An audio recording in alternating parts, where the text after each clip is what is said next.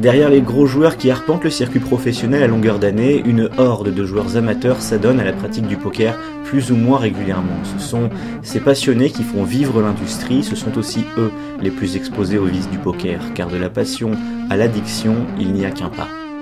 Être accro au poker comme être accro à n'importe quoi, à d'autres formes de jeux d'argent ou à l'alcool ou aux drogues, ça serait le fait de vouloir arrêter, de vouloir réduire, de vouloir contrôler et de ne pas y arriver.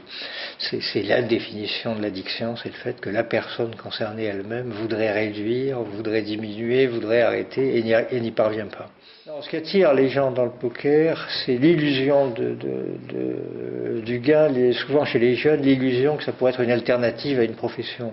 Il y a une telle publicité, il y a tellement de battage autour des champions, des professionnels, etc., qu'un certain nombre de jeunes se sont imaginés que c'était une voie courte qui permettrait de court-circuiter les études, le travail, etc.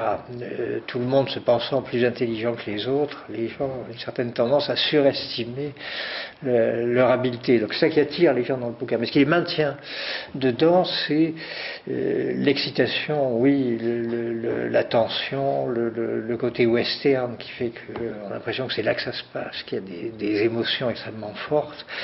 Et ce qui entraîne le cercle vicieux addictif, c'est le moment où les gens ont perdu plus que ce qu'ils pouvaient se permettre et ils vont essayer de jouer pour se refaire. Là, ça commence à aller mal. Je jouais tous les jours, je partais du bureau à 5 heures pour arriver au cercle pour avoir ma place, je restais jusqu'à 4 heures du matin, je gagnais de l'argent, j'en perdais aussi beaucoup, bon ça devenait de la folie, quoi. Il y a des soirées, bon on était en francs à l'époque, il y a des soirées je gagnais 40 000 francs, donc quand tu gagnes 40 000 francs, bah, tu le claques. Tu sors, tu vas en boîte, tu machin, champagne, truc, tu perds la notion de l'argent.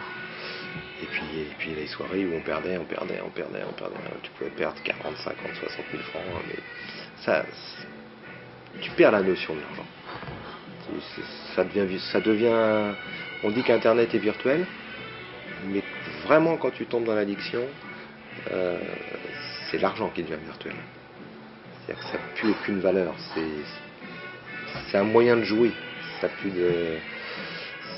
plus quantifié. Avec l'essor du poker sur internet, le phénomène d'addiction risque de s'amplifier, c'est en tout cas l'avis de Nordine Bouya, lui aussi ancien accro. Il y a un truc qu'il faut savoir, c'est que maintenant les gens peuvent jouer chez eux via internet, donc forcément il y aura plus d'addicts parce qu'il y a une disponibilité 24 sur 24.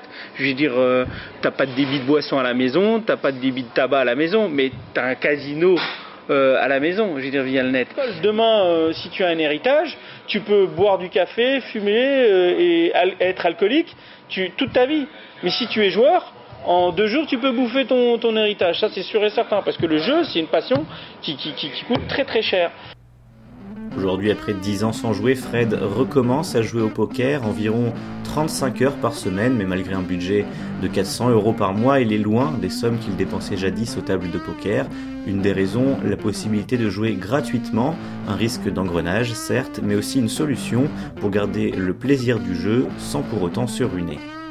Je m'étais soigné tout seul, j'ai pas voulu me faire interdire, rien, je m'étais soigné tout seul. Et donc le concept de jouer gratuitement sans engager d'argent, ça permettait d'avoir le côté plaisir sans retomber dans l'addiction.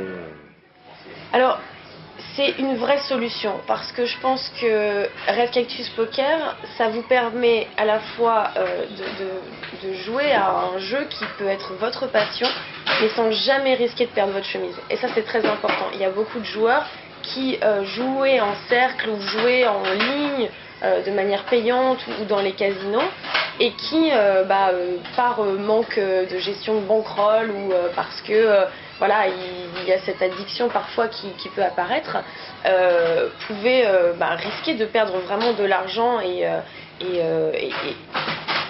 du coup de se mettre peut-être en danger financièrement dans leur vie personnelle. Red Cactus Poker, c'est une solution pour jouer à quelque chose qui vraiment vous passionne, mais de manière totalement gratuite.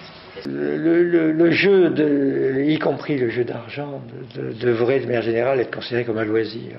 Et un loisir, c'est un budget qu'on dépense pour se distraire. C'est dans cette optique-là que tout le monde devrait jouer.